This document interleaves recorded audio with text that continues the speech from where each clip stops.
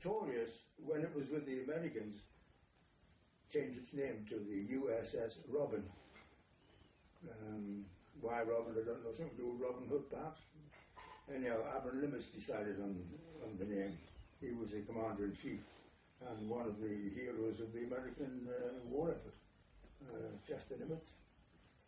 But there we were. Now, pointing to the, you're going to say to yourself, why is the Victorious with the American fleet? Well, the simple explanation was that the Americans lost a lot of aircraft carriers. The difference between their aircraft carrier now and the Victorious and the Illustrious and the Indomitable and Blackmore were armor-plated decks, armor-plated sides. The Americans were wooden. So when a pilot hit an American aircraft carrier, well, you can imagine what the result's going to be. So there was only one aircraft carrier in the Southwest Pacific at that time. That was the Saratoga, the one we were in company with. And Churchill, in his wisdom, said, right, you can borrow the Victorious for the time being. The Americans had lost all their aircraft carriers except one at that time. At the end of 1942, they only had one that was operational, the Saratoga. And Roosevelt had said to Churchill, is there any possibility of you lending us an aircraft carrier for a while?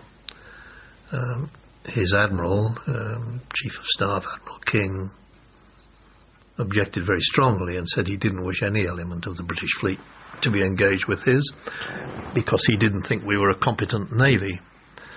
And he was very anti the British Navy, was Admiral Ernest King. But having said that, Roosevelt overruled him and said, the ship is coming. We went up to Glasgow, to Gourock, and we started loading, I should say, large boxes of equipment, and I had a look at some of these, and they had weird addresses on them, but I knew from ciphering that they were going to be delivered to America. And in early December, or mid-December, we set off for Norfolk in Virginia. Mm-hmm. We again encountered a most violent storm on the way across the Atlantic, and we were escorted by two destroyers, both of whom had to turn back at one point because they couldn't cope with the weather. And so we just ploughed on. We put into Bermuda for a day, which was a great surprise to Bermudans, and an even bigger surprise to us.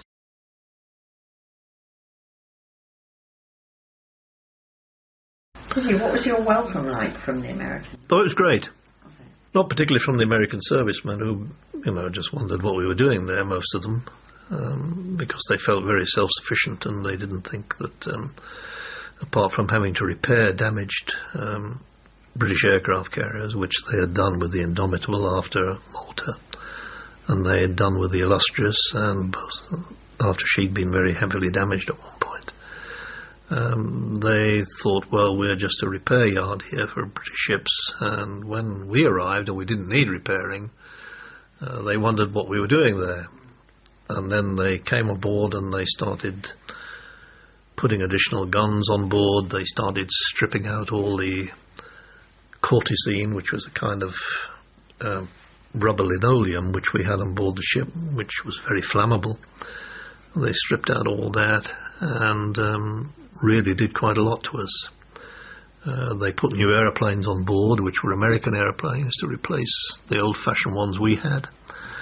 And we then knew that we were going to join the American fleet in the Pacific. We'd changed to Avengers when we were in Norfolk, Virginia. Well, they gave us lectures on them, and we just got in and climbed away and flew with things. The Americans called it a tab ship, which meant you had to... The controls were extremely heavy, and you had control tabs to ease the strain on your arm. And whenever you did a big manoeuvre, you had to alter these tabs because you couldn't possibly heave the stick around. You weren't strong enough.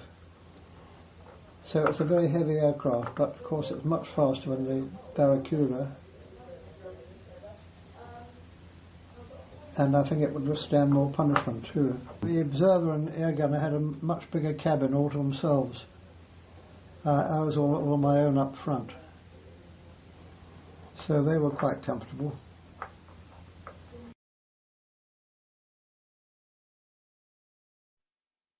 So we then went down to the Panama Canal. We couldn't get through the canal to start with because we were too broad, and so some of the sponsons on both the port and starboard side of the ship had to be burned off and stowed on the flight deck, and then we were taken through the canal, which took a day and a half. We shuffled into Pearl Harbor, and as you can imagine, the site of Pearl Harbor, I think it's still there actually, the USS Arizona was blown to bits and it was a mangled wreck, as indeed were several other ships. And it was a sad sight really. Although the weather was good, these twisted remnants of the Japanese raid were still there, and I think they're still there as a sort of a war memorial. There was the upturned battleship. There was devastation here and there, damage to the airfield facilities at Wheeler Field, I think it was called, and altogether there was clear signs that they'd had a most traumatic blow administered to them at that particular time. They welcomed us very warmly. They had bands playing, there were hula hula girls there dancing for us. We were given great hospitality, and we were amazed to find that the place was almost under curfew still. I mean, people were walking about with gas masks over their shoulders. There was indeed a curfew, a late night curfew. A lot of people carried tin helmets, as though they thought the Japanese were going to attack them again at some particular point. But having said all that, we were welcomed with great warmth, and hospitality was extended to us by families on board on the islands, some of whom were allowed to come on board the ship and have a look at us. There's a story about Chester. It's before I joined the ship. He came on the Victorious for an inspection when the Victorious joined the American fleet. And he was walking around with the captain. McIntosh was the captain of the Victorious. And they came into the hangar, and well, certainly I had, and all the radio mechanics had wooden toolboxes. The engine mechanics had wooden toolboxes. So Nimitz says, this is not on. It wasn't his ship, right? But I suppose then it was USS Robin, so he had the responsibility. He said, look, out. So they took all them out and give them brand new metal boxes. And they were big telescopic boxes, you know. I've got one in the garage. We were there until we had further adjustments made to the ship. We had to learn some American ways of dealing with certain aspects of naval aviation, that they followed different procedures from us. For example, if an aeroplane was coming into land, you had what was called a batsman who indicated whether the aeroplane was too high or too low.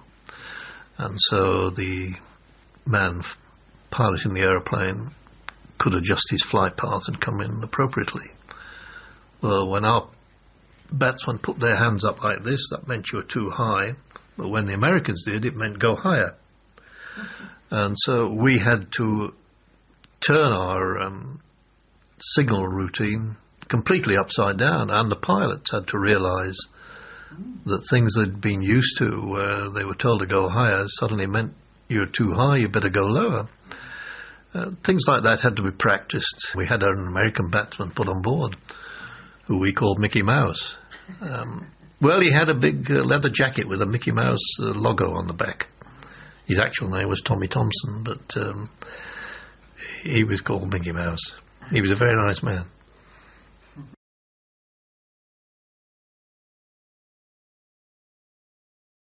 We left Pearl Harbor and we went to New Caledonia, to Noumea, where there was a big naval base, an American naval base. It was in the Coral Sea. And there we met the Saratoga, and which was the American aircraft carrier. 2 American battleships, the Indiana and the North Carolina, and several destroyers and cruisers. We came round the headland, and there, right in front of us, was the American fleet. And right in the middle was HMS Victorious, and next to was the aircraft carrier Saratoga. And we dumped us on the dock side, and we just sat there in a big heap until the picket boat arrived from the Victorious. They weren't expecting us, of course, and we all jumped into this picket boat and went aboard. We weren't received with any great enthusiasm. It was a Sunday. It was what they call a making men day. In other words, everybody went to sleep, except the watch that was on duty. The master-at-arms had to be woken up. He wasn't all that pleased to see us. We didn't feel... up to then, we'd been happy-go-lucky with the Americans. Everything was right. And then quite suddenly, we was the Royal Navy, and we're back to earth with a thump. We had a workshop, which was, if I can explain it, below the flight deck, but above the hangar. And to get to it, you had to climb a ladder from the hangar, where I should probably describe the fleet, the aircraft carrier has a huge flight deck, okay. At each end of the flight deck there is a lift, obviously for taking aircraft up and down. And on the Victorious there was a single hangar down below, where the aircraft were serviced and that sort of thing. And in the hangar we had a ladder, a steel ladder which led up, and we had to climb up this ladder to our workshop, which was suspended, as it were, between the flight deck and the hangar. So I had 4 aircraft to look after. My job was to make sure that the radio sets in those aircraft were kept in good order. These were Grumman Martlets, the American planes, Grumman Martlets. And was it... They were robust little planes. They weren't exactly speedy, but they were robust sort of planes. From then on, it was pretty bloody miserable. It was so hot down in the South Pacific, the Coral Sea. At times, literally, your tires would burst in the air. Keep shooting at them.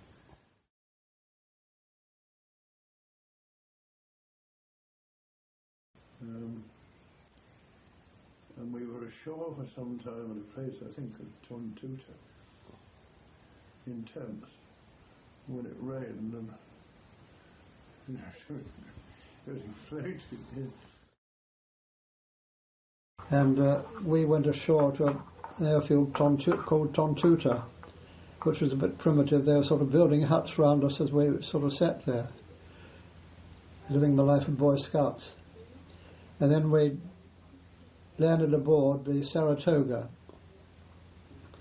to do this big operation, landing in New Georgia, because they thought that better to have the fighters on board the Victorious and the torpedo bombers aboard the Saratoga.